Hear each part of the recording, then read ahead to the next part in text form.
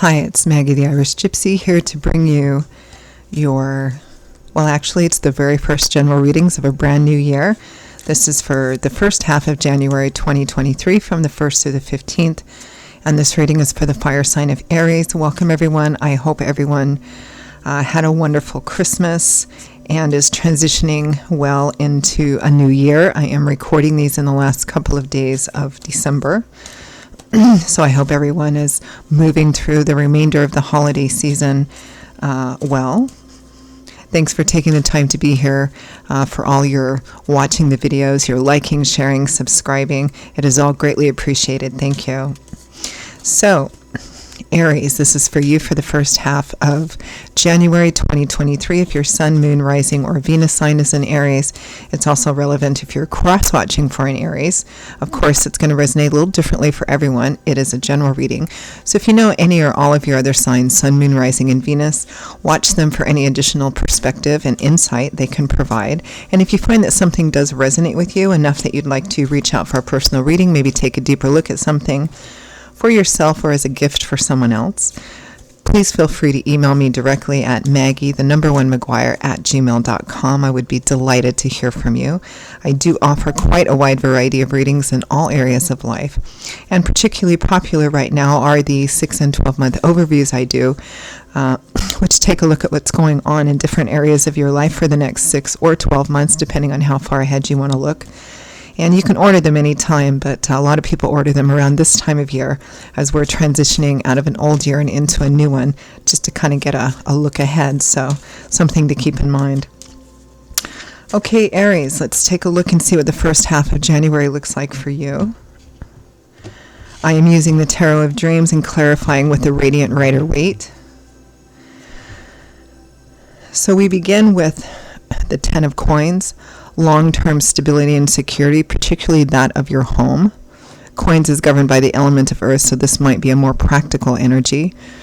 Money, finance, property, real estate, assets, job, etc.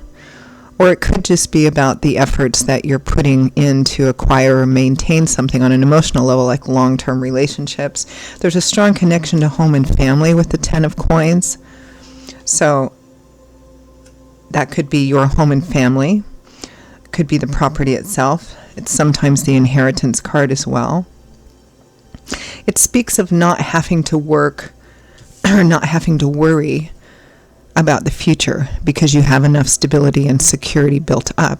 So you're not worrying about tomorrow, next week, next month, next year, particularly in regards to your home and family. This could be purely practical, or it could be the emotional health and well-being of your home and family as well. With the 4 of Cups, an offer being made, an offer being waited on. Nobody's making a decision quite yet. It can represent feeling as if you already have some stability and security and contemplating whether you want to take another offer or make an offer. Next, we have the Star, renewed, restored hope, faith, and optimism, which implies that there was something difficult before this, because in the tarot, chronologically, the Star comes after the Tower, which is typically an unexpected event which causes something to be shaken right to its foundations or crumbling down and ending, and the Star comes after that to renew and restore hope, faith, and optimism, to rebuild. With that, we have the 10 of Wands. 10s in the tarot represent cycle endings or a cycle coming full circle. Like, for example, the 10 of Coins is one of the more positive, happy 10s, along with the 10 of Cups, because it represents that the circle has finished and you're resting in it. There's nothing else to worry about. Here with the 10 of Wands, this can represent being at the end of your rope, feeling overwhelmed, exhausted, tired. It's time to lay down a burden or let go of something.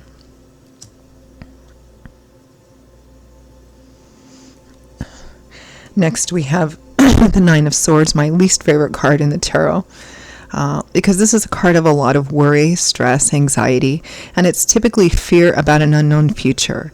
What am I going to do if this happens? What am I going to do if that happens? trying to kind of see further ahead in every detail, but in an obsessive negative way, like focusing on the worst possible outcome. Again, it's typically fear of an unknown future. With the sun, light, love, warmth, laughter, pressures being uplifted and restricted, illumination.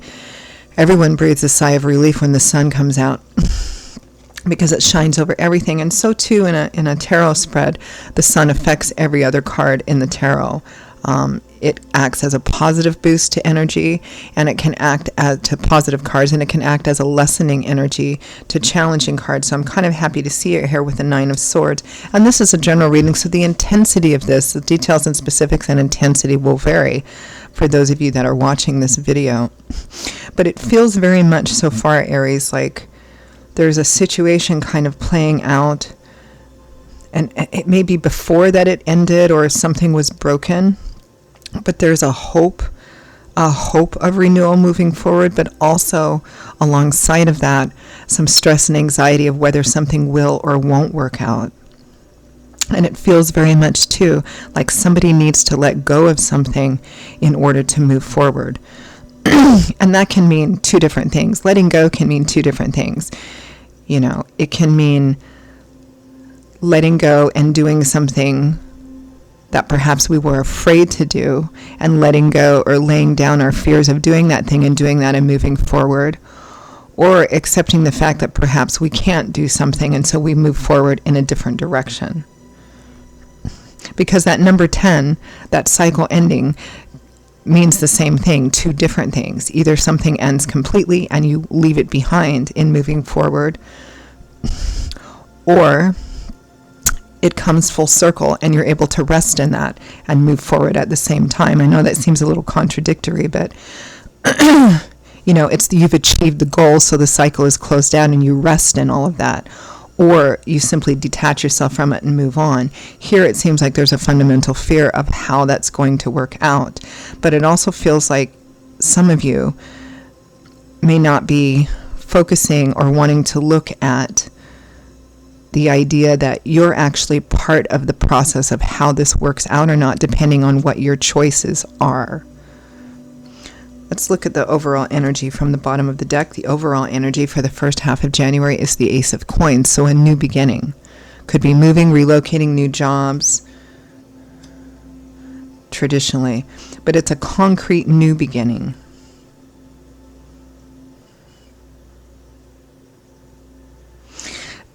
Aries, it feels like you're waiting on someone else or something else. It's kind of like you're watching a situation play out and you're kind of future tripping on what might happen, what might not happen. You're worried, I think, that something is going to end or something is going to cause you pain and grief.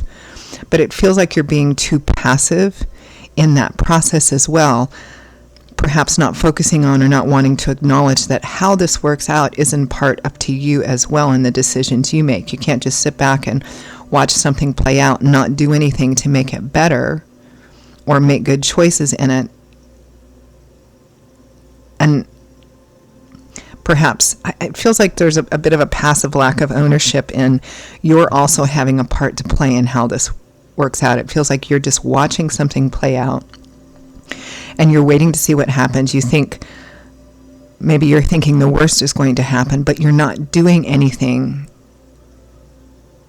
to influence that one way or the other when you have the ability to do so, because it feels like you also have a role or a responsibility here in the outcome, but you're not kind of taking that. Don't shoot the messenger. That's what I'm getting for some of you.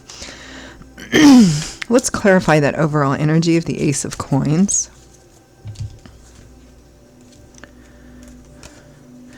The Emperor, which is attached to the sign of Aries.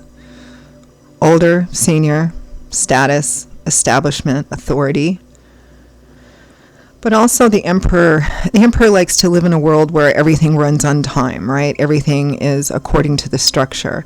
And the Emperor can be a little challenging and difficult because the Emperor can be very stubborn. This is how I've always done things. This is how everything is supposed to work. It's my way or no way. So the Emperor can be a bit on the controlling and demanding side sometimes. the Four of Swords, taking a step back, recuperation, restoration, maybe feeling tired. Maybe some of you are feeling tired from the holidays. But Swords is governed by the element of air, which governs our intellectual landscape. It's about how we think and our perspectives and our ideas. So this card is taking a step back temporarily from a conflict. It could be to kind of go within to gain a different perspective, maybe even seek out some advice and guidance from someone else, and just kind of thinking and contemplating and dwelling on how to navigate your way through something.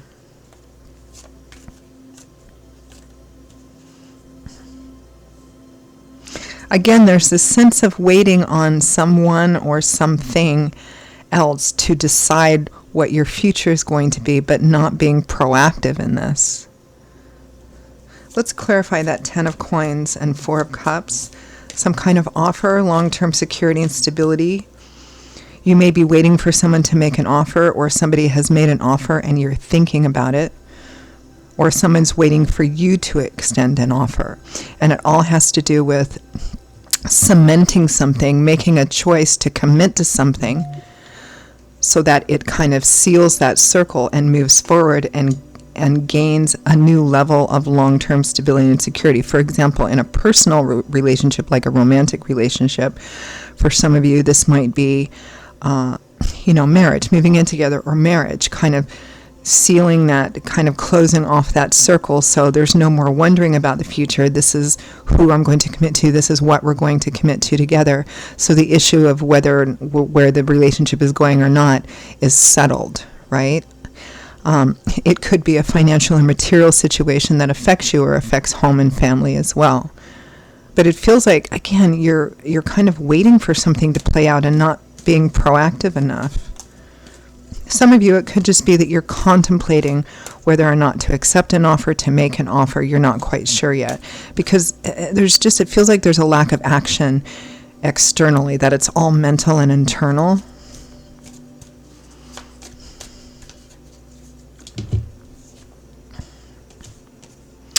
The Nine of Swords again. So we have the Nine of Swords twice, which implies, whether you're showing it or not, the level of stress, anxiety, worry, and fear about how something is going to work out, and fearing that it's going to work out in the worst way. Let's clarify that Four of Cups, that offer or opportunity being presented or waiting on. The Two of Swords. Yeah, stuck. Twos usually represent a choice that needs to be made, a crossroads, right? A choice needs to be made one way or the other. Here we have the Two of Swords, which again, it governs that mental energy. So this is somebody who's at a crossroads and stuck with a decision-making process. But there's a strong implication of reluctance and resistance here. So the card before this, of course, would be the One of Swords, or the Ace of Swords. And that's where some kind of truth is revealed. You get some kind of perspective, or you're seeing something like for what it actually is. And that gives you the opportunity to make choices and decisions to create a better, healthier reality and situation for yourself. But here in the next card, the Two of Swords, it's like somebody's closed down again. No, I don't want to look at that. As long as I keep the blindfold on and keep, the swords crossed, I don't have to look at it. I don't have to acknowledge it. And therefore, I don't have to make a decision. And then the Hanging Man, which is a lack of action. Waiting, watching a situation playing out, maybe learning bits of information along the way, but it's a card of no action. I mean, together, this is really feeling stuck. I'm waiting to see how something is playing out, but I'm not acting. I'm not taking action or making any particular decisions one way or the other. And in fact, there's a truth that's not being looked at here. It's there, it's there, but you're not looking at it in regards to some kind of offer or opportunity.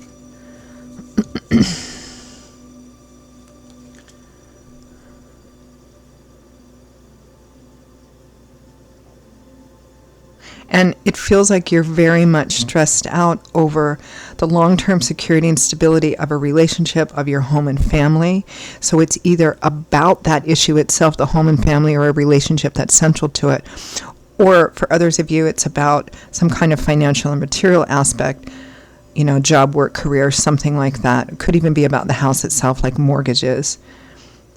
And there's a fear here on, whether what you thought was going to be secure, what you want to be secure in the long term, is actually going to be secure. There's a lot of this internal energy of worrying and fearing the worst here, that you're going to end up losing that, and you're just kind of watching it play out, but you're not taking action. And it really feels like, for a certain group of Aries out there, that you actually have more control in the situation than you're owning for how the outcome will be.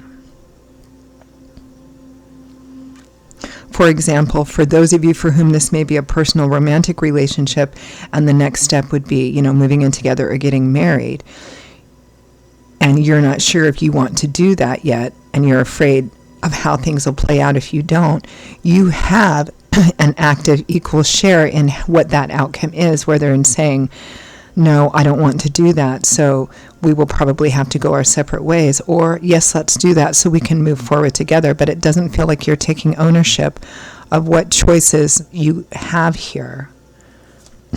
Now, for some of you, this could be the reverse. You've made an offer and you're waiting on somebody else, and you're not hearing about it, and you're kind of fearing the worst.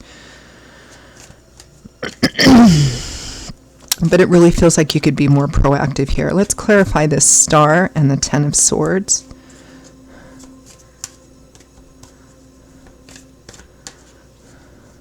It's like there's hope here with the Star, that things can be renewed, things can be rebuilt in the midst of all of this stress and anxiety, but it's going to require somebody letting go of something, somebody laying something down that they've been carrying for a long time. Struggles, weight, responsibilities, fear of a current situation if they commit to it wholeheartedly, maybe fear of it turning into something, maybe like something painful you've experienced in the past, which has colored your perception moving forward. Like, say you had one bad relationship or marriage and it ended horribly, and you're afraid to kind of commit to that extent because you're afraid it's going to happen again. Or again, a financial or material situation. There's this stress, again, it's stress, anxiety, but I feel like you're being too passive about it.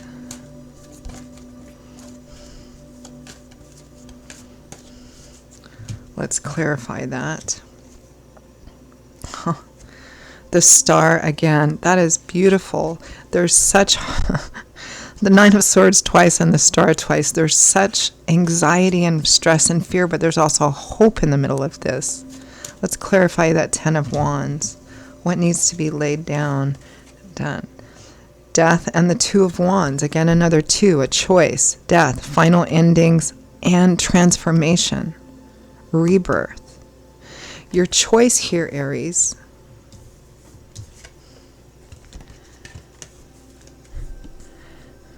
there's an ending in here for sure.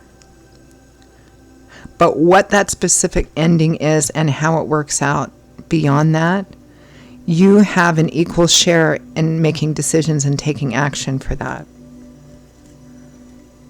If you are afraid something will end, but you don't want it to end,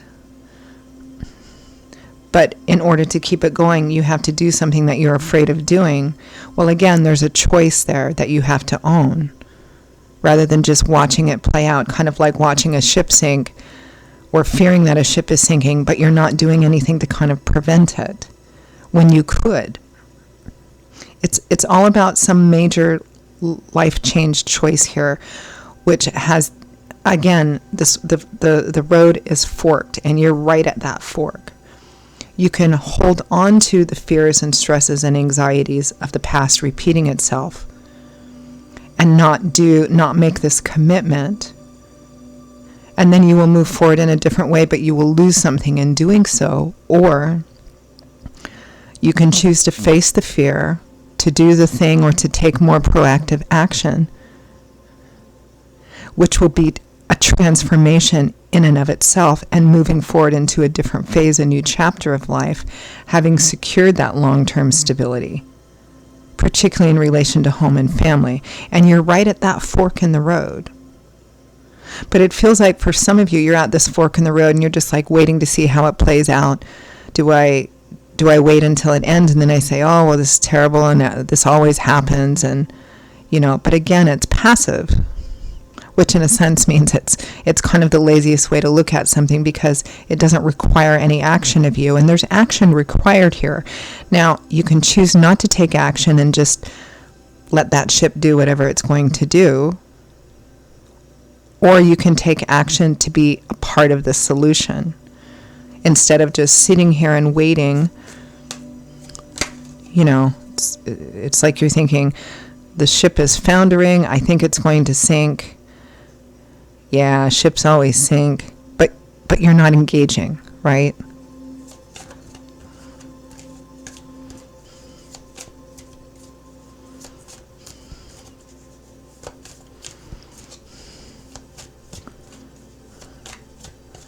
Nine of Swords, the Sun. Four of Wands, the Happy Home card, one of the traditional wedding cards. Again, this is either about your home and family or a central relationship, or about making a commitment in some other external area that affects the long-term security and stability of your home and family, because this is what's stressing you out. And again, for relationship, it may be, maybe you've been together for a while and it's time to kind of move to the next phase, and you're afraid because you've had some painful experiences in the past. You're kind of afraid to do the thing, but you're also afraid not to do the thing because you'll lose. Clarify the Sun.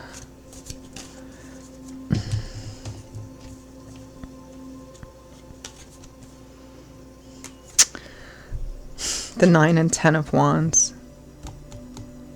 Again, I feel like something needs to be let go of, and I feel like it's what needs to be laid down, Aries, is painting the future with the same paintbrush and color palette that you've used to paint the past. Well, this happened in this situation in my life before. Therefore, this particular area of life in my future is always going to have the potential to do that. So I'm not going to commit to it at all past a certain point, because I'm afraid that the history will repeat itself. That's what it feels like here. There's a set of fears and challenges that need to be faced and moved through in order to retain and close out this circle of stability and security for you. There's no other way around it, because it feels like if you don't take the action and make the choice and just wait for it to fall apart, that's exactly what's going to happen. It would be better to say, okay, I can't do the thing, face that and be honest with that, and then separate yourself from the situation, than just this kind of waiting and not taking action, not taking ownership of what power and control you do have. So I'm going to end. It's starting to feel kind of lectury, so I'm going to end with some advice, guidance, and feedback here. And again, for some of you, for another group of Aries, it could be that you are literally waiting on this, on somebody else to do something. But again, it feels like you need to take more ownership of what active part you can play in influencing the outcome. All right, any advice, guidance, feedback for Aries? Seven of Pentacles. This is a card of reflection and taking inventory, looking at what you have invested in this, which means taking a look at what you have to lose. If you don't put the effort into it to grow it, can I just keep it the way it is? Can I make changes? Again, it's looking at everything you have invested and asking yourself, should I put the effort in to grow this from a 7 to a 10? Should I just harvest what I can and move on in a different direction? Judgment, major fork in the road. And the consequences of judgment are pretty final, right? So it means that, what does it mean to be judged? It means to be called to account. In a courtroom drama, this card would represent, that moment where the defendant is taking the stand in their own defense, and what they say and how they conduct themselves can make a significant difference in the outcome of something, in the outcome of that trial, right? So they're called to answer for themselves, to speak for themselves. And that can make a difference in the outcome, in the verdict, in what the judgment is. This is your opportunity here, Aries, to do that, rather than just sitting back and not taking the stand, not doing anything, right? What are you going to do? It's that fork in the road. And the consequences will be, typically are irreversible with judgment, or very difficult to reverse, you know. Two of Pentacles. Geez, there's choice all over this. Justice and the Ten of Pentacles.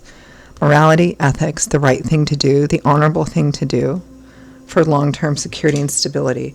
Now, some people can't move past their fears. They just decide they can't, or they just don't want to invest in something because they're afraid some painful history is going to repeat itself. Fair enough. But the second honorable thing to do in a situation like that is to say, look, I can't do this thing. Rather than just waiting in all of this suspense, right? For the worst to happen. So I think it's time to fish or cut bait in this situation, whether it's a personal romantic relationship or some other situation. Because you can have a real significant influence here, Aries, in what the outcome is. Okay, I'm going to leave it there. Aries, those are your messages for the first half of January 2023. Kind of heavy.